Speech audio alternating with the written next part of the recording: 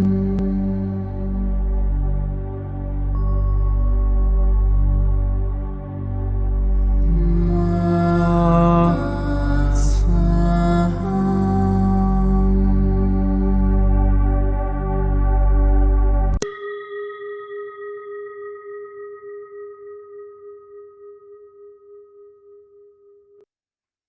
qui suit est la transcription d'un échange entre Mathias de Stefano, désigné ici comme moi, et son soi supérieur, désigné comme je suis.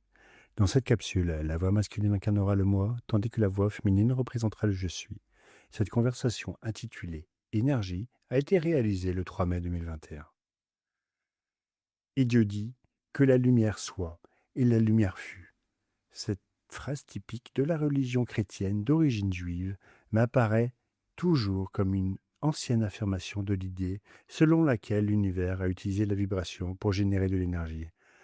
Nous en avons beaucoup parlé, mais nous n'avons pas abordé la question de la gestion de cette énergie dans nos vies. Alors aujourd'hui, je te pose la question, pour commencer, qu'est-ce que l'énergie ? Pour commencer, rappelons-nous ce que signifie énergie. Ce mot vient du grec en, dedans, et ergon, travail. Ce dernier provenant de l'indo-européen verg, qui a la même signification et qui a donné le mot anglais work. Energon signifie accomplir un travail ou exercer une force spécifique, et avec le suffixe grec eia, qualité, cela renvoie au concept ou à la qualité d'accomplir un travail ou d'exercer une force. Energeia, qui a donné le mot énergie. Donc l'énergie en soi se définirait comme la force générée par l'échange d'une activité. Cela explique la loi de conservation de la matière, qui démontre qu'il est impossible de détruire ou de faire disparaître la matière ou la masse d'un objet, car on ne ferait que la transformer. Ainsi la matière ne disparaît jamais, elle se transforme seulement. Comme lorsque l'on met le feu à quelque chose, la chaleur, le feu lui-même, les composés chimiques ou le carbone émis, c'est la même quantité d'énergie que celle de l'objet, mais dissipée dans l'environnement. C'est exact. C'est pourquoi tu connais la célèbre phrase « L'énergie ne meurt pas, elle se transforme ». Un principe qui explique la réincarnation. Les mêmes atomes qui te composent sont ceux qui ont formé les dinosaures, les amibes, les premières fougères et les premiers arbres. L'eau que ces arbres et ces dinosaures ont bu est celle que tu bois aujourd'hui, pendant que tu écris ceci. L'oxygène, l'azote, tout ce que tu peux percevoir avec tes sens dans ce monde, ce sont ces mêmes atomes transformés, transmettant l'énergie comme l'inertie d'un long train qui tire chaque wagon, transmettant l'énergie de la locomotive vers les roues de chaque section. Ainsi, aussi différents qu'ils puissent paraître, tous échangent la même puissance. Corps après corps, espèce après espèce, l'information active se transmet d'un corps à l'autre, et les données acquises à chaque étape se répartissent dans l'espace, comme le feu dissipe le carbone des objets dans l'environnement qui sera à nouveau absorbé par la biosphère. Et la clé de cette transmission, c'est l'action. La clé de l'énergie, c'est d'agir. Comme au commencement, la première onde se transformant en particules possède une énergie potentielle qui, en se divisant, génère une énergie cinétique. Cela marque les deux types primaires d'énergie dans l'univers. Qu'est-ce que l'énergie potentielle ? C'est celle qui est latente dans l'objet accumulé, qui a le pouvoir de se déplacer. Elle implique la relation de position et d'espace d'un corps par rapport à un autre, comme un aimant avec son pôle positif et un autre aimant avec son pôle négatif. Ces deux forces sont potentielles, car elles sont latentes en eux, inhérentes à leur corps, et toutes deux pulsent, chacune pour s'unir à l'autre. Il existe différents types de cette énergie potentielle, comme l'énergie gravitationnelle, l'énergie élastique, l'énergie chimique, l'énergie électrique, l'énergie nucléaire et l'énergie magnétique. Que signifie-t-elle ? Ce sont toutes des formes d'énergie potentielle, car celles-ci se trouvent dans l'objet par rapport à d'autres objets. Par exemple, l'énergie potentielle gravitationnelle est celle qui permet le mouvement des astres, dont les mouvements sont dus à la quantité de masse qu'ils possèdent et qui les attire les uns vers les autres, comme la Terre tournant autour du Soleil. C'est de là que découle ou que l'on comprend l'énergie potentielle magnétique qui, en raison de la pression de masse d'un objet, génère une magnétisation de ses particules, créant un champ magnétique, ce qui produit un mouvement dans le corps affecté par ce champ. Il existe également l'énergie potentielle élastique, dont le principe repose sur la capacité des matériaux à retrouver l'équilibre de leur forme initiale lorsqu'ils sont étirés ou éloignés de leur position initiale, comme une corde, un élastique ou un ressort. L'énergie potentielle chimique est celle qui est stockée dans les liaisons entre les atomes qui échangent des charges.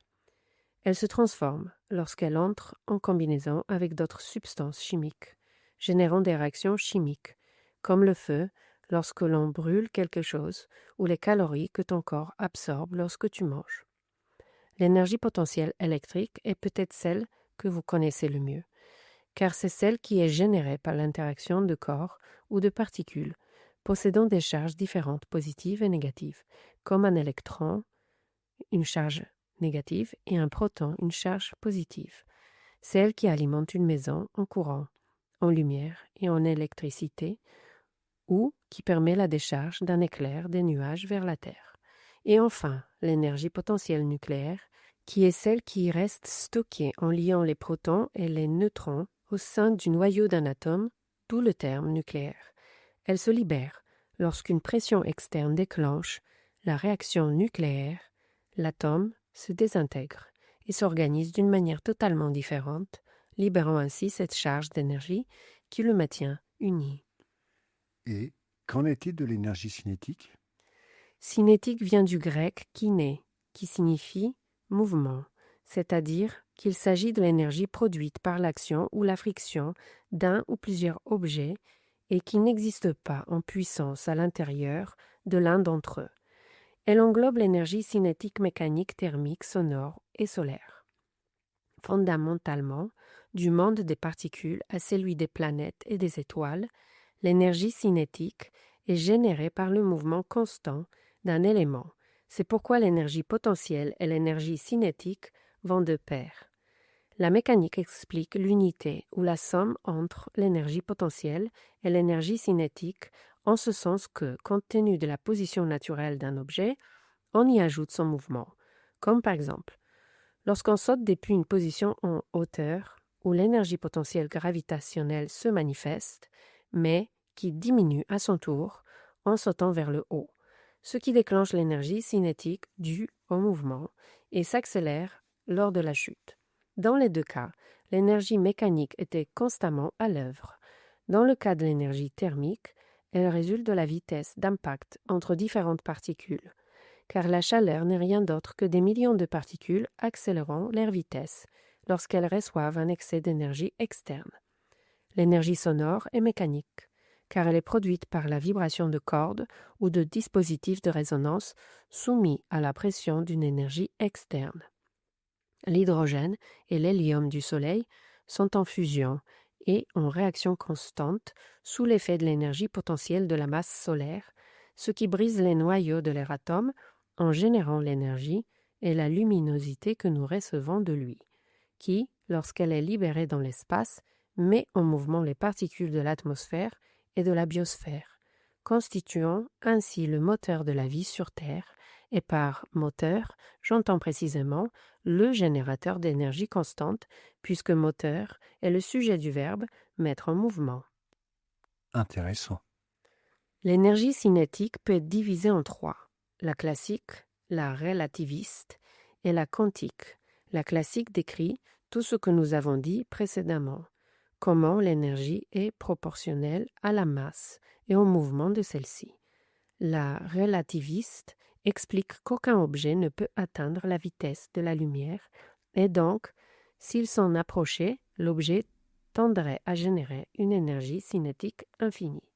Dans la mécanique quantique, l'énergie est définie par la fonction d'onde d'un électron qui représente graphiquement ou physiquement le système de particules. Ok, et maintenant, qu'est-ce que je fais de tout ça? Utilise-la. Comment? Tout ton corps est doté d'énergie potentielle et cinétique. Chaque particule de ton être s'unifie avec l'énergie atomique nucléaire, la base qui maintient l'unité et l'ordre de l'univers. Chaque atome contient de l'énergie magnétique et électrique, et dans ses fonctions organiques, il active son potentiel mécanique. Les cellules s'organisent de manière élastique, ayant la possibilité de s'endommager et de rétablir leur tissu initial. Chaque jour, tu vis des réactions chimiques qui brûlent des calories dans ton corps, que tu mets au service de l'énergie cinétique, en agissant, en marchant, en faisant des choses. Et le poids que tu ressens, c'est la gravité qui te fait être ici et maintenant. Tu sens la chaleur du soleil en marchant dans la rue, le vent sur ton visage, les sons de la musique et les mots que tu entends et qui jaillissent de toi. Et lorsque tu te prépares un thé, tu fais l'expérience de la vitesse des particules en sentant la chaleur, en voyant comment celles-ci mettent en pratique la loi de conservation de la matière. Lorsque tu vois la vapeur d'eau sortir de la tasse et disparaître dans l'atmosphère. Tout est énergie. Chaque minéral de ton corps et la transformation thermique et chimique constante de ton corps génère une force de travail incessante qui produit des impulsions électriques, transmettant des informations par des canaux magnétiques. Ainsi, les fonctions mécaniques de tes organes génèrent un réseau constant de circulation d'énergie dans tes cellules et ton organisme que tu appelles centre énergétique. Les chakras, des roues d'énergie. Il y a des chakras dans chaque partie de ton être, mais les principaux sont liés au point de ton corps présentant la plus grande activité d'énergie potentielle et cinétique. Le cerveau, l'hypothalamus, la thyroïde, le thymus et le cœur, les poumons, l'estomac, le foie, les reins, le pancréas, les surrénales, les intestins, les ovaires, les testicules. Oh, je comprends mieux maintenant. Où se trouve un chakra? Autrement dit, ce n'est pas quelque chose d'extérieur au corps ou à la matière, mais c'est l'énergie de mouvement de celle-ci. Mais n'est-ce pas l'énergie qui génère la matière? C'est exact, mais c'était au commencement des choses. À présent, la matière existe déjà, et par conséquent, l'énergie est produite par l'action de la matière. D'une certaine manière, la matière est l'accumulation de données énergétiques potentielles qui se sont manifestées de manière cinétique. Ce que nous appelons habituellement le potentiel de l'être, le potentiel que nous avons tous en nous, est la force d'inertie de l'univers qui se manifeste physiquement par le mouvement cinétique. C'est pourquoi tu as deux façons d'activer l'énergie de ton être. De manière potentielle ou de manière cinétique. La potentielle, tu l'appelles méditation. Et la cinétique, tu l'appelles activation. Le potentiel par la méditation implique qu'en te recentrant sur toi-même, en fermant les yeux et en allant vers l'intérieur, tu peux découvrir, percevoir, ressentir et expérimenter les forces qui vivent en ton être, comme celle qui unit les noyaux de tes atomes, celle qui échange des données par le magnétisme et l'électricité. C'est ainsi que tu reconnais quel est ton potentiel, ce qui se trouve en toi. L'activation de la cinétique consisterait à passer à l'action, à accomplir un acte comme marcher, célébrer une cérémonie, gravir une montagne, planter un arbre, aider quelqu'un, chanter, danser, se rendre à la pyramide. Je comprends, cela implique une action, mettre ce potentiel en mouvement pour le manifester. Tu es une usine à énergie, tu es une batterie cosmique en constante production. Les chakras ne sont pas des aspects subtils extérieurs à ton corps, mais décrivent ces forces qui vivent en toi, et que tu peux utiliser lorsque tu leur prêtes attention, en cessant de donner du pouvoir à l'énergie extérieure et en générant la tienne de l'intérieur. Quand on pratique des thérapies énergétiques, comme donner de l'énergie, comment cela fonctionne-t-il? Par magnétisme, tes chakras reçoivent et transmettent de l'énergie. Tes pieds sont des conducteurs vers la terre. Tes mains sont des conducteurs vers les réseaux et les autres, tes yeux et ta couronne, sont des conducteurs vers le ciel. Comme si tu prenais les extrémités des fils positifs et négatifs. Tes mains, tes pieds et tes yeux feront de même, le gauche étant le négatif et le droit étant le positif. Au-delà de ton utilisation de la main droite ou gauche, à l'instar d'un aimant, la force potentielle de vos chakras s'exprimera par ces extrémités, en donnant ou en recevant de l'information. C'est pourquoi, lorsque nous travaillons avec l'énergie d'une autre personne, notre énergie s'équilibrera en fonction de la sienne. Autrement dit, si nous travaillons avec quelqu'un qui manque d'énergie négative, notre énergie positive se mettra à sa disposition pour l'équilibrer. Mais c'est là que vous commettez souvent une erreur. Laquelle? Vous oubliez le principe fondamental de la conservation de l'énergie. En effet, si un être manque d'énergie et que je lui donne de la mienne pour l'équilibrer, l'un de nous deux restera déséquilibré car l'énergie que je possédais se sera dissipée de moi vers lui ou elle, comme l'eau d'un verre s'évapore jusqu'à disparaître comme par magie. Ainsi, tu finiras par t'épuiser et l'autre personne, ne sachant pas prendre soin de son énergie, l'épuisera rapidement et aura de nouveau besoin de toi. Comment corriger cela? En devenant un canal de l'énergie déjà dissipée dans l'environnement, comme l'énergie solaire. Au lieu de donner de l'énergie à l'autre à partir de ton être, de ton cœur, absorbe d'abord toute l'énergie de l'environnement lumineux par ta couronne en te surchargeant de cette énergie éternelle. Fais-la descendre jusqu'à ton cœur, jusqu'à ce qu'il ressemble à un soleil, et de là, donne-la aux autres. Oh, je comprends. Donc, nous avons l'habitude de donner notre propre énergie aux autres, et les autres exigent notre énergie comme des vampires énergétiques. Mais si nous parvenons à absorber celle du soleil, alors nous ne perdrons jamais notre propre énergie en la dissipant. C'est exact. Cela s'applique aux thérapeutes, qu'ils soient holistiques ou allopathiques, car souvent nous donnons de l'énergie ou en recevant, en écoutant, en regardant, en embrassant, en conversant.